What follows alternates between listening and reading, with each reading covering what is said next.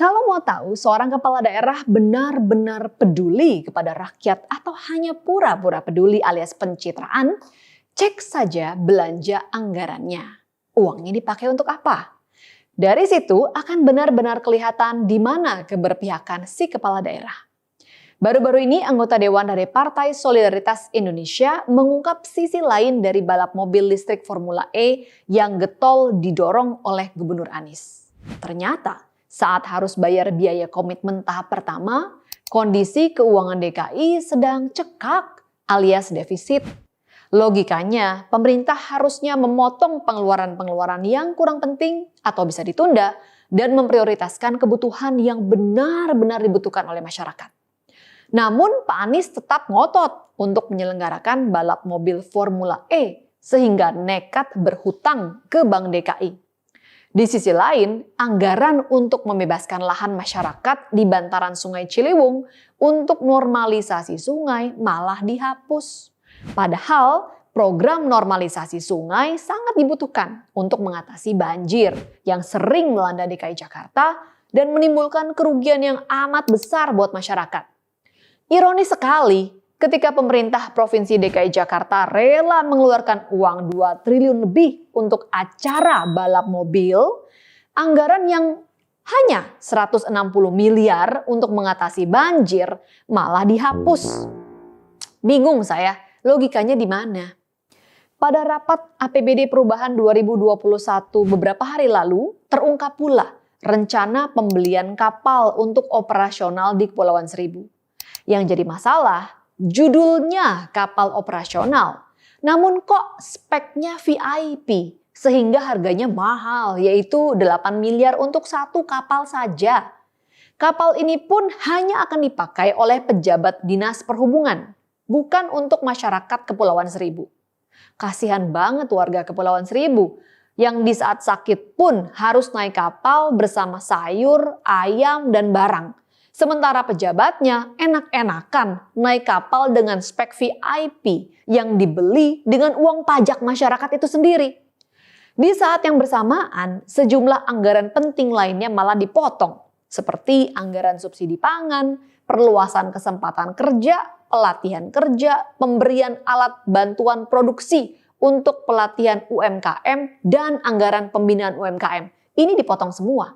Apakah ini yang namanya berpihak pada rakyat?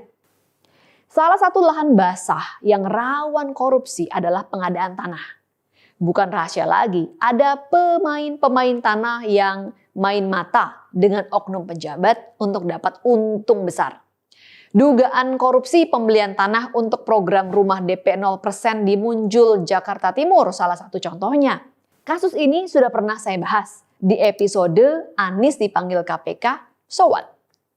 Temuan Badan Pemeriksa Keuangan atau BPK di tahun 2020 menunjukkan ada yang tidak tepat dengan proses pengadaan tanah di Dinas Pertamanan DKI. Misalnya, pembelian tanah tanpa proses penilaian yang layak dan selisih perhitungan harga sampai miliaran rupiah. Namun meski jelas-jelas bermasalah sehingga mendapat catatan dari BPK dan tengah diusut oleh KPK, Pemprov DKI malah berencana menaikkan anggaran pengadaan tanah ruang terbuka hijau hingga 10 kali lipat dari yang tadinya 150 miliar naik ke 1,5 triliun. Sementara itu, anggaran untuk pengadaan air bersih malah dipangkas hingga 79%. Dari sebelumnya 276 miliar sampai tinggal 57 miliar saja. Dengan dana segitu, kira-kira butuh waktu 175 tahun agar seluruh warga DKI bisa menikmati air bersih. Wah. Nah, di luar DKI, penggunaan anggaran yang aneh-aneh juga banyak terjadi. Misalnya di Kabupaten Bekasi, ada proyek toilet Sultan. Pemerintah Kabupaten Bekasi membangun ratusan toilet di sekolah SD dan SMP dengan biaya 196 juta per unitnya. Speknya ya sama saja dengan toilet pada umumnya, tidak ada yang istimewa. Namun kok harganya bisa mahal begitu? Alasan Bupati, pembangunan toilet yang menelan total 98 miliar itu merupakan bagian dari persiapan belajar tatap muka pasca pandemi COVID-19. Padahal di Kabupaten Bekasi masih banyak sekolah-sekolah yang atapnya lapuk dan mau ambruk. Bukannya renovasi bangunan sekolah, Pak Bupati malah membangun toilet. Disetujui pula oleh DPRD-nya. Dengan sistem desentralisasi, setiap daerah diberi kewenangan untuk mengelola keuangannya masing-masing. Sistem ini punya kelebihan dan juga kekurangan. Kelebihannya, penggunaan anggaran bisa lebih disesuaikan dengan kebutuhan masyarakat setempat. Namun kekurangannya, jika eksekutif tidak cakap menyusun anggaran dan legislatifnya tidak kritis mengawasi, sangat mungkin anggaran dibelanjakan untuk hal-hal yang sebenarnya tidak dibutuhkan oleh masyarakat. Makanya, sebagai masyarakat, kita harus kritis. Jangan mudah termakan pencitraan kepala daerah yang kesannya peduli dengan rakyat, tapi ternyata kebijakannya tidak berpihak pada rakyat. Coba cek anggaran daerahmu masing-masing. Kemana larinya uang pajak masyarakat? Dari situ akan terlihat wajah sebenarnya para kepala daerah. Saya Grace Natali, kita berjumpa lagi dalam Sis Grace on Mic selanjutnya.